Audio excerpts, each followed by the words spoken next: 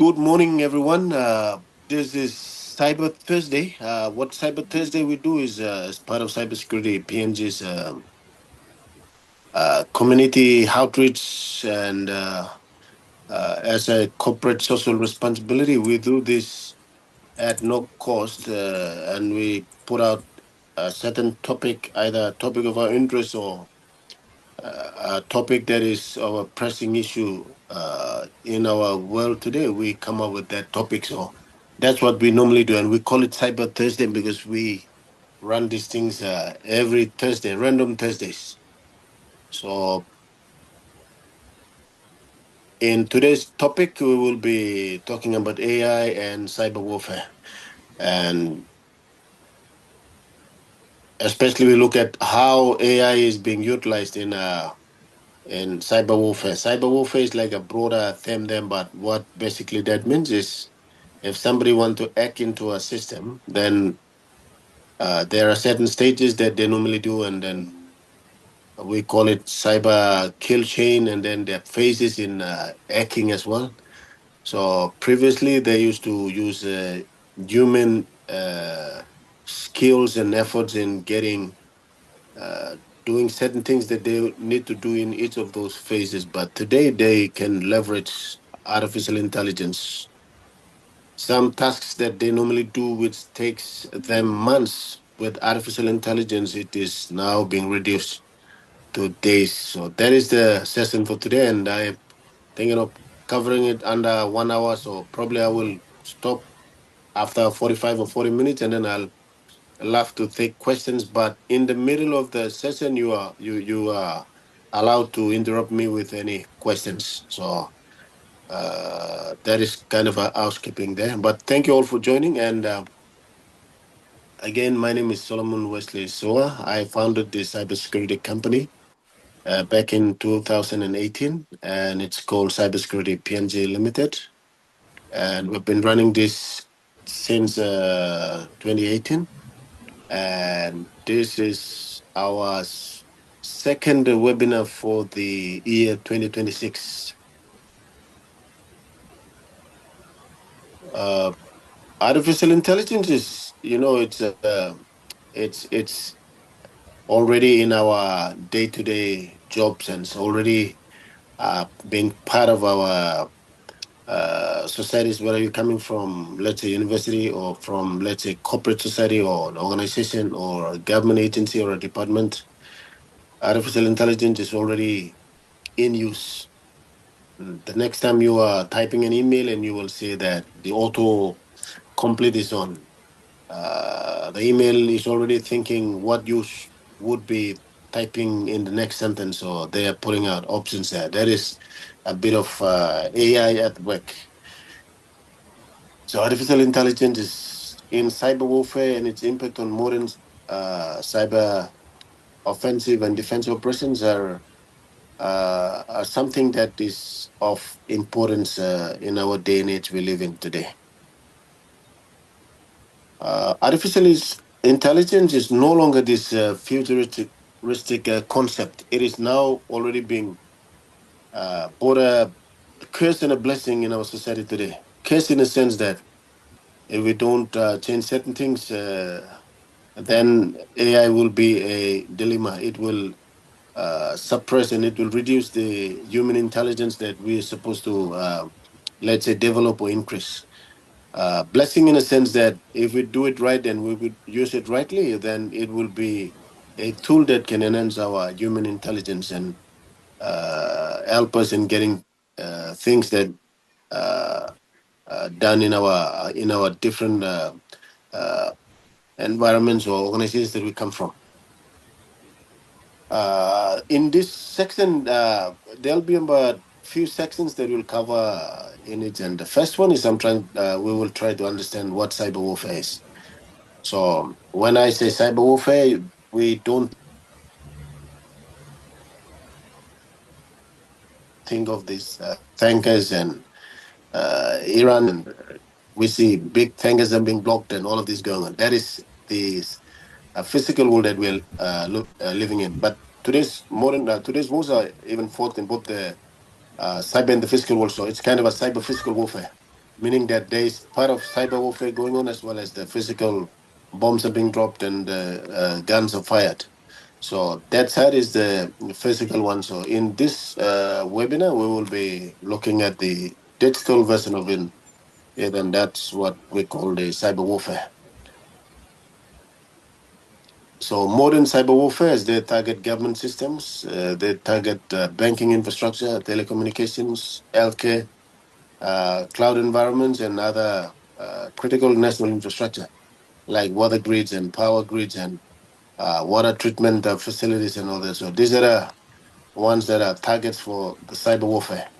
And this cyber warfare or we call them like they have their own digital battlefields that cyber criminals operate into target physical infrastructure like, let's say, water treatment facilities or power generation and transmission facilities. For Papua New Guinea case would be like a cyber criminals targeting the, let's say, the Rauna 2 power station in the central province, or let's say Yonki in the islands region where it's powering the island. So if somebody want to attack the economy in our islands region of PNG, then they might attack the power grid. So let's say they disrupt the ECP system, or they target a tower, physical, let's say, transformer. So these things are physical things, but the attack comes through the digital battlefields, and we call them, that's the cyber warfare. And cyber warfare refers to the use of those digital attacks to disrupt, damage, destroy, manipulate, or spy on. If there's another country want to spy on another country, then they can use this. So in that sense, we might say that cybersecurity is definitely a national security. And the definition of cybersecurity is the protection of someone's digital infrastructure, or let's say cyber ecosystem. That's where you look at your digital version of your files, documents, folders, you look at records, look at databases, all of that. The thing that is we can only see but cannot touch, and that is digital. That's we call cyber, and that's they operate in that cyber ecosystem. So cybersecurity is basically the protection of the digital infrastructures that we have, and cybersecurity is a subset of the wider thing. We call it information security. Information security is basically the protection of both the physical and digital assets that we have. A company or a department or a university or any institution might have, and that is so cybersecurity is a subset of information security. So at the broader scale, you look at information security, and then we come down to cybersecurity. So that is a brief on what cybersecurity and cyber warfare. The next interesting topic is I want to walk us through this what we call the cyber kill chain. Cyber kill chain is a chain of events that must take place in order for a cyber attack to be successful. So it's like a chain. If you disrupt any of those rings in the chain, then the cyber criminal has to go back to the start and then try to do the old process again. So that is what we call a cyber kill chain, and there are stages in that we need to follow through in order for a cyber attack to be successful. So there are basically 7 steps in there that we will go through with this one. The reason why I'm bringing this up because we will see in each of those cyber kill chain where artificial intelligence would come in and then play a critical role. And we will see where human intelligence was involved until such a time when, let's say, ChatGPT came on board, or Worm GPT, or Fraud GPT, or any of those artificial intelligence models came on. Then it changes the whole, let's say, the game plan. It changes the whole thing. So then it comes in with more sophistication, more coordination, and reduction in the time that that was involved in each of those systems. So we will look at those 7 steps of the cyber kill chain. And the first step in cyber kill chain is what we call reconnaissance. The second stage is weaponization, and the third stage is delivery. The fourth stage is what we call the exploitation. The fifth stage is installation. The sixth is command and control, and the seven is actions and objectives. So these are the seven chains in what we call the cyber kill chain. And this was first developed by a company called Lockheed Martin. You know, the company that is developing those fighter jets and all that. So that's if you go to their website, then you will see that the cyber kill chain is there. That's they come up with this concept, and then the other modified versions of this that other other organizations they try to head or try to improve on this. But the fundamental one is the one that was developed by Lockheed Martin. So the idea that they get the kill chain is that they have to in a physical warfare, the war room is where they design all the plans, and they want to know who is the enemy and how they can attack, what are the weakest links and all of that. There's a chain that they follow. So in cybersecurity, they adopt that idea of the kill chain, and now we call that the cyber kill chain. So the first step in cyber kill chain is we do reconnaissance. Reconnaissance is like you want to know who is you want to target some organization. Let's say I want to target the University of Papua New Guinea because my GPA is, I feel that they didn't give me a proper grading. So I want to hack into the student record database to see how I can manipulate my GPA and give myself some grades. So because they put me off the graduation list, so I'm kind of mad with associate professor, and because he's in charge of IT, and let's say something like this, somebody might come up with something like this. So what they might do is that they want to find out what is that particular student database made up of. So so the first thing they do is they do a reconnaissance. In the physical war, you will see these big U.S.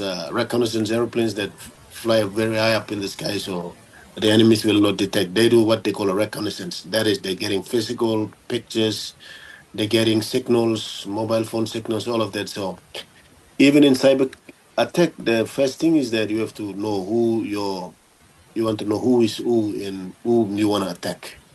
So you will have to, scrape millions of records. You will go to social media accounts. You will go to the financial records. You will go to the domain.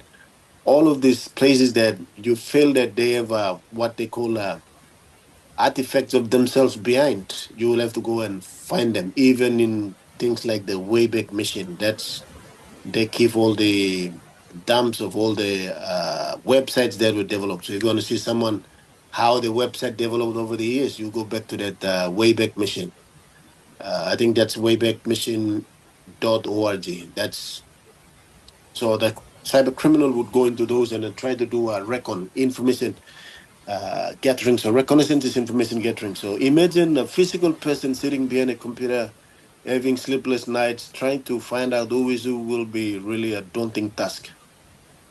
And now you see that that's where artificial intelligence can come in. So you put in artificial intelligence and it can get you the information, the websites that particular target is using, all of that. So within a minute, you will have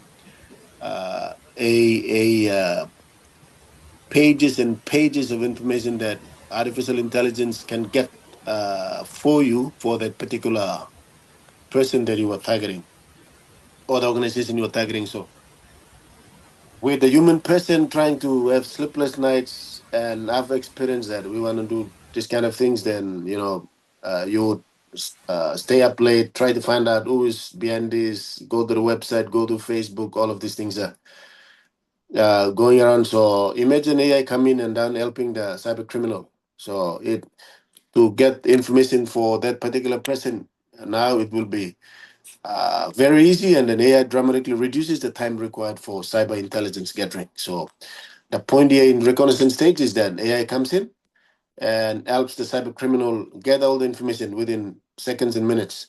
So now the cyber criminal know who is who and what are the things he will do. So the next stage in cyber kill chain is what we call weaponization.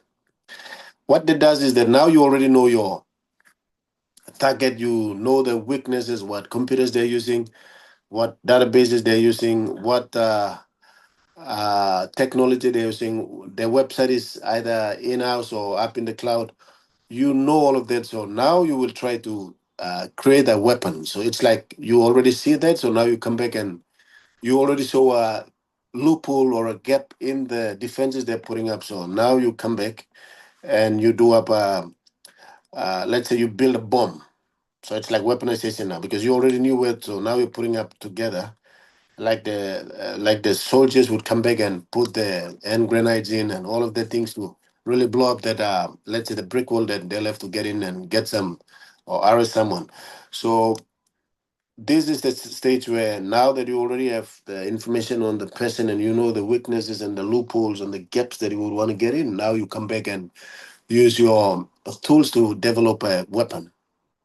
So basically what this one does is that let's say you want to create a malware and you want to create a malware, so you come back and then you fire up your malware development tools and then you try and weaponize to try and create a malware. It's like you're creating a bomb to send through that loophole or vulnerability you found out. It's like there was a vulnerability probably in the Outlook they're using, Office they're using, they didn't update probably in the last 6 months or 4 months. So now you know where to strike. So you were coming back and then you are weaponizing, and that's the you're creating a weapon. So now imagine this is where artificial intelligence comes in. So to generate malware, AI can do it within minutes. To hide behind doing things like obfuscation or payload optimization or evasion techniques or the adaptive behaviors of the malware, like how to survive in an environment, all of that. Now AI can generate that uh, for the cyber criminal. So you might be thinking ChatGPT. No, it's not ChatGPT, but there's another the criminal version of ChatGPT, and they might be using things like Worm GPT or Fraud GPT. These are the criminal versions of ChatGPT that are on the market in the traditional, in the underground world, in the dark web. So the internet that ChatGPT operates on is the top 10%. But the bottom one is like iceberg. The bottom one that is floating in the sea is a big the internet there. So that is the dark web, and these things they are already selling it in the dark web, and the prices are pretty low. Like let's say $100, and you're already getting warm GPT, and you are now weaponizing a malware to attack your cyber your target. So that's where artificial intelligence can now quickly empower the cyber criminal to create a weapon, let's say a malware. And then step number three is that now that it does the number one reconnaissance, he knows who is to target, the details of it, know the weaknesses, the vulnerabilities, and then he already came up with a malware, like a weapon to, like a bomb to attack. So now you need to deliver that bomb to that particular person, and that's step number three, where we do the delivery. And this is where they will look for a way to how to send this weapon or the malware. For instance, you cannot just go and pass it to someone and say, "This is this," and you do it. And you have to come up with a way. And there are several ways, but one is one of the effective ways people cyber criminals using today is emails. You will see that you will getting spam emails, junk emails, malware attached mails coming through emails or your WhatsApp or your Facebook. You will see that somebody or even SMS, you will see that someone from BSP is texting, clicking on this to do this. All of that is a delivery stage now with that. They already have a weapon and now they want to deliver. So how do they deliver? Like you have a product that you want to sell. So how do you sell? You might go to LinkedIn and do your social media advertising. You might go to Post Career and put your print media on all these things. So now you want to deliver. Or you will see that if I want to, let's say, attack a university back to UPNG, then somebody might say that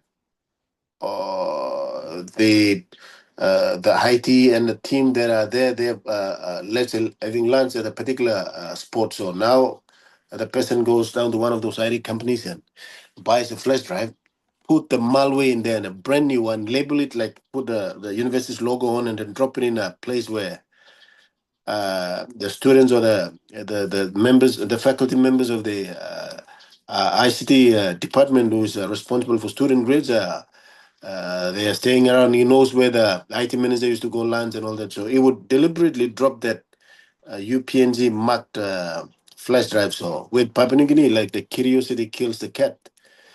Everyone, when they see a very brand new flash drive, they will go back and try to plug it into the laptop to, let's say, download some movies for the kids in the home. So without knowing it, that brand new laptop is malware inside. The minute they plugged it in, the malware is already delivered into the, let's say, the university's IT system. So that's the delivery stage where they see how. So now imagine human person going around doing, but now imagine AI comes in and then now it will do like highly personalized, sophisticated phishing emails, or AI generated scams, or voice cloning, or executive impersonation, or deep fake messaging, or all these things. AI can do it. So now AI can come up and clone the voice of the IT director for one of our universities, for instance, and then they will send a message to the, let's say, the person responsible for the records and say that this person has, we analyzed, we reviewed his marks, and he was supposed to have this one in, so you change it. So when they hear the voice, it is the IT director's voice because they already cloned the voice. And then that's where AI comes in to really speed this delivery stage up. So AI is now involved in that, so it can do voice cloning, for instance, and many other things that the cyber criminals can do to, to push this malware that they developed under the weaponization stage. That's the stage number two. And now that the malware is in, now they will go into what they call exploitation. The exploitation is like you deliver the bomb. That imagine that flash drive. Our example earlier is a let's say digital bomb. So now that person, the minute it plugs into that computer or the laptop, then it will do the exploitation. This is like a detonation of the bomb, let's say hand grenade, the digital version of hand grenade. That flash drive becomes a hand grenade. Now it goes in and then it tries to exploit that particular vulnerability that was identified in phase number one. They saw that there was a vulnerability in the database. They didn't update the database. So now that particular weapon was targeting that. So now that the malware has been introduced, or let's say the weapon has been introduced into the network in stage number three, in phase number three, in phase number four, it will do the exploitation, meaning that it has to break down those break walls and really get all of what. So now it will make way for the malware to go in and do what it is designed to do. So now with AI can then scan those systems, identify weaknesses very quickly, analyze those things like APIs, detects those exposed services, and then it does the uh, exploitation. So AI reduces that time between, let's say, vulnerability discovery and active exploitation, really taking exploit on that exploit on that weakness, and then deliver the payload or the malware into the network. Once that is done, then we go to stage number five, where the actual malware, let's say, it's being installed into the system. So that's the installation phase. AI powered malware can blend into the normal traffic of the, let's say, the computer, avoid antivirus detections. It goes in and then blend into the registry and take all of few legit softwares and running on it. So yeah, that installation part, AI powered operations can really speed that up, and then it will take all of that particular system and then compromise it and install the malware in there. And then the stage six comes in with the command and control. Now that The cyber criminal comes through stages 1 to 5. Now is malware is now ready to do what it was supposed to do. So exfiltrating files or installing other malwares or roaming around in the network, all of that, it's now connecting back to the server, and we call it the command and control system, a server. So now the malware connects back, and then that connection is established. Now the cyber criminal has access to the network. And then step number 7 comes in, where action on objectives. Whatever objectives that the cyber criminal had in mind and delivering that particular, let's say, weapon or the malware, now it will do exactly that. So now you will hear that, oh, this particular company is being hacked and a lot of files are being stolen. That is the step number 7 of it. So it came through a lot of stages, and then, so looking back, when you interrupt any one of those stages, the cyber criminal has to go back and start all over again. So it's like a cat and mouse game. So that's why even cyber, that's why even uh, this is the offensive warfare. It's like someone attacking. But on the defensive side, you will also need AI to defend your networks. If you need human beings to defend it, then the adversary, your enemy, is not using human intelligence. They're already leveraging. They're already riding on AI. So on the defensive side, we also need AI. So that is something that's a bit on the cyber kill chain and how the cyber criminals normally infiltrate into a network and steal information and cause, let's say, ransomware attacks or attack system shutdowns and all that. They normally follow that one. So that is, and then we see how the artificial intelligence is now powering that uh, offensive warfare, offensive cyber warfare. Uh, and then in section 3, this the next section we're looking at is the AI powered attack phases. So just like the cyber kill chain, when AI comes in, it does it what we call it amplifies those information like intelligence gathering, attack automation, lateral movement, persistence, data analysis, monetization of stolen information. At the end of the day, cyber criminals are after something, and then they want to sell it in the dark web somewhere to get money, so they monetize that. So cyber operations that usually take a month or so, now it's been reduced to a few hours. That's where AI is really powering cyber attacks. AI is also doing the next section, or number 4, is we're looking at deepfakes and disinformation and information warfare. Recently, you would see that a lot of AI generated propaganda is on the rise. You will see there's a particular site on Facebook. I see they're coming up with faces of our members, even including our prime minister, and then they're generating the AI videos and a lot of disinformation. And imagine this is going to be getting worse comes 2027 national general elections. So they're trying to create panic, destabilize societies, manipulate elections. So many things are like this happening on the rise, and that's what AI is doing. So tools are getting better. Now we see that even they try to put our prime minister's face, but there's a little bit of a distortion there. As the tools increase, you might see the even when they're using paid versions of those AI tools, they'll get the real voice, and they'll do that continues to improve. So there is AI on the rise in deepfakes, disinformation, and information warfare. And a lot of AI propaganda will continue to rise. And the government has a challenge in that area to really combat that and then address the issues of deepfakes, disinformation, and information warfare. Next one is a topic on the nation state cyber warfare.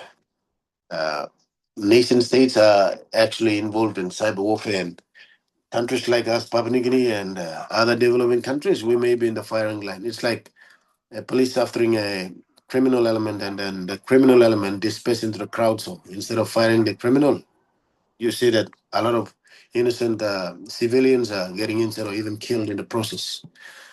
The reason is that A lot of these equipments like routers, switches, all of this we're using are the same ones that are using by these countries that are involved in the cyber warfare. So if they are taking each other's equipments like Cisco routers or switches, then then a country that is using a similar one and has the same vulnerability, they can be in the firing line. It may not be meant for them, for the others, but they can be in the firing line and they can take systems down. So this is something that AI will also also amplifying it. So this is what we call the AI-driven nation-state cyber operations and critical infrastructure targeting. So they are targeting major. So let's say when a president threaten another country and says that we will send them back ages and we will cut the civilization back and all that information coming out, you must know that that's the information of capabilities that they have in AI-driven nation-state cyber warfare. So with this kind of thing, they can do these things. So they have uh, edge over other countries, and they can do that. So that is what AI is amplifying.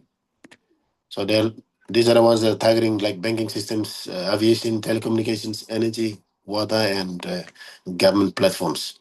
Even our government now driving digital transformation. Cyber criminals will definitely go after that and test it. Even international cyber criminals, or we may have domestic cyber criminals. They're not happy with the government. They might do something like this. So these are the challenges that we have with AI. Now it's amplifying all these operations.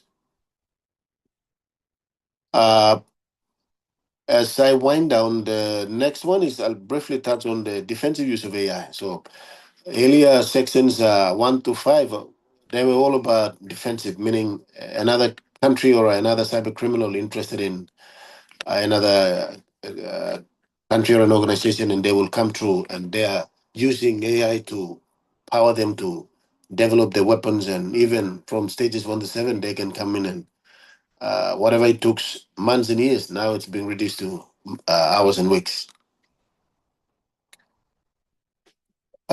Defensive use of AI, like offensive warfare, the defensive warfare is the use of the artificial intelligence to defend the system. So now, if an organization is deploying, let's say, a firewall, let's say a threat detection system or uh, intrusion detection systems, they must check for the uh, check for the features in there, and then they must be AI enabled, meaning that AI must be in there to power them.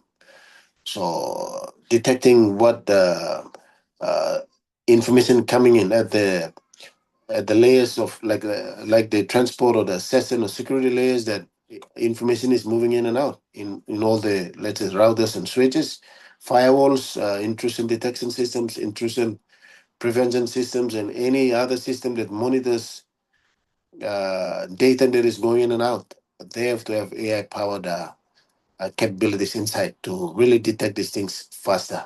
So when a supplier supplies a router or so, then the question you may then ask is that these have some artificial intelligence capabilities that you can use? So when the IT team is resting in the night, this AI will be up in the night detecting all the information, the bytes and bits that are going in and out of the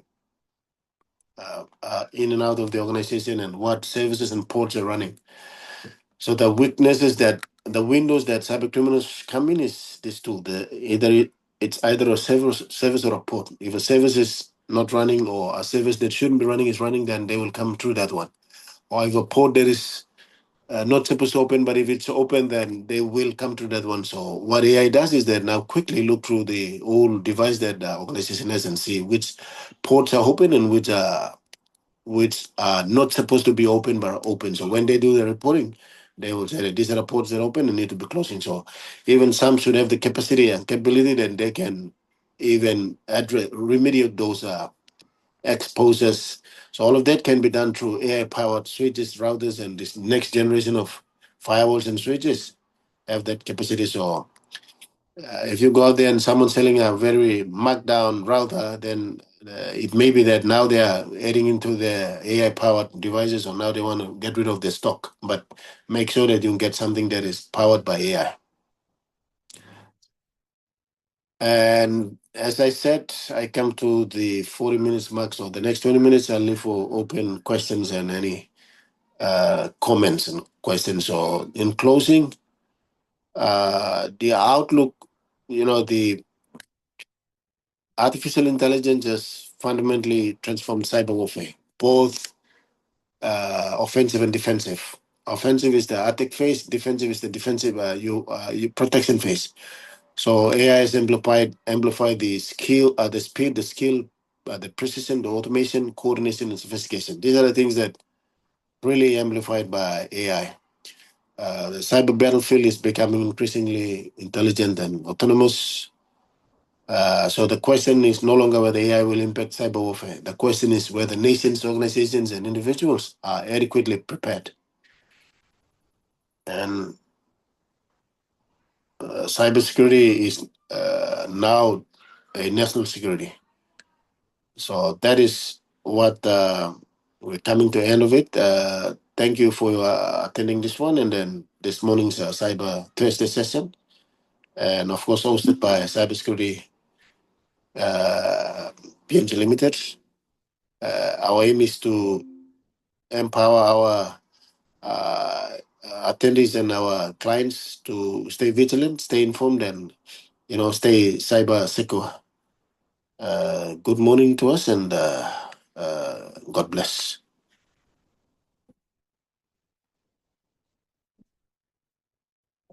That brings us to the end of my presentation. Now, if any comments or any what that anybody want to ask, I'll leave this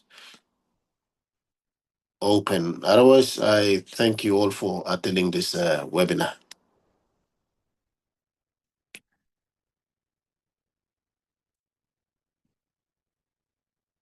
Uh, there's messages. Sorry, I have to go out now. See you next week. Yes, that's Associate Professor of the of UPNG, who is in charge of the IT in UPNG. So we had a privilege of him attending this one. All right. Any other questions? Otherwise, I'll leave this